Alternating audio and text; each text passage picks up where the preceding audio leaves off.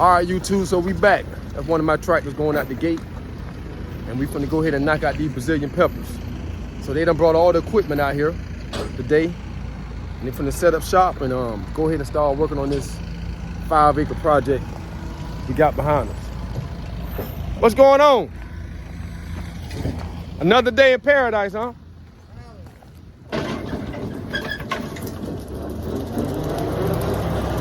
Wire right there, you need to be careful. But anyway, we got these 5 acres of Brazilian peppers. And it's gonna be a job. They should knock it out in a few days. You can see what it's gonna look like. This is what it started like. And they only not even an eighth finished, you know, got like another 4 acres and some change to go ahead and do with the next few days. Every day the jobs get bigger, bigger opportunities, and it's always pushing me to see what I can get done. You know, it's all about knowing the right people. With property preservation, this is what I have been able to build with property preservation. I started off doing property preservation after returning home from prison, after doing like 6.5 years in prison. When I came back home, I didn't want to get back in the streets. I thought about it. I'm not even gonna lie, I thought about it. But I already proved to myself what I can do in the streets, hustling. And I know at the end of the day, it's gonna land you in jail, or you taking that risk to go to jail to make this type of money. I used to always pay attention to the guys that was before me. And it just makes sense. If you out in the streets, you're out doing things, and guys are going to prison, and you used to emulate these guys or look up to these guys, when some of these guys get out, it don't matter where they're from, what city they're from, you just figure out what they're doing after they get out of prison. But most of the people that come out of prison and still be successful, they get in business.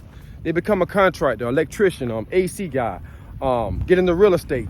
Most of them get a good job, get a job at the port, get a job with the city, and just stay working and just staying out. See, that's what you got to do. You got to stay out, you see? So the main thing once you're freed from prison is to stay out of prison, don't go back. And I knew this, you know? You're getting up in age, you don't want to keep going back to prison. And you know, every time you go, you're gonna lose some time. And you see guys in prison walking around with a life sentence, and it make you say, you know what, man, I don't want to end up like that. I don't want to end up in prison doing a life sentence, you know, walking around this track with a guy all day long. So I had to really think about what I was gonna do once I came home. It was a friend of mine. She was doing property preservation, and every now and then I had to call her, and I had to hear from her in prison. She'll tell me, hey, Kevin, when you get out, you need to try this. When you get out, you need to do this. I'm gonna go ahead and set you up. But when you come home, you need to get into this because there's a lot of money being made, I'm telling you.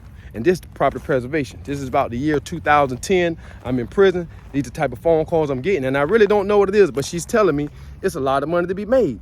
Okay, I get out of prison, and I saved up a few dollars. And I said, you know what? I remember I was telling my son one day leaving the halfway house, I said, you know, I'm gonna take this money I got and I'm gonna go ahead and get in property preservation.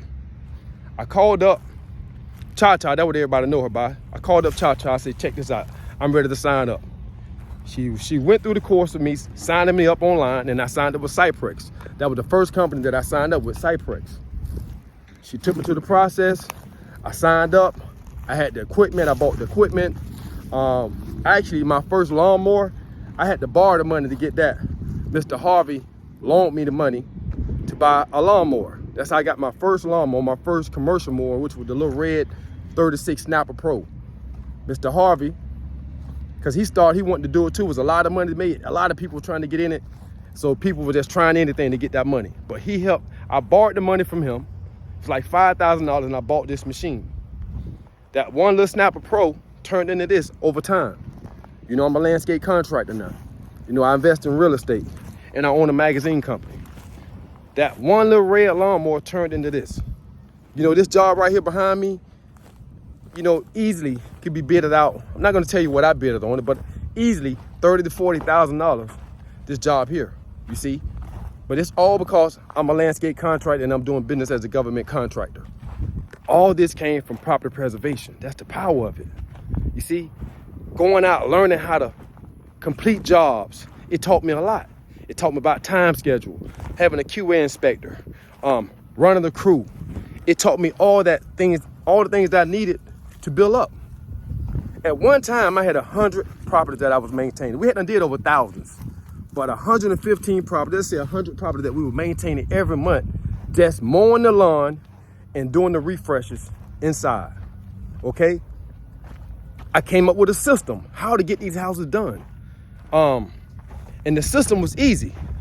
I don't want to focus on the cleaning, but I got to focus on everything.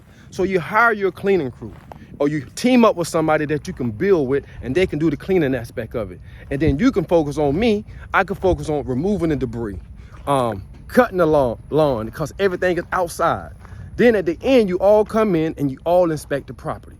And that system works, you know. I'm still, right now today, one of their best vendors. You know, they just don't have enough work for me right now. But if they ever come back with enough work, I will be available to take on some of them properties.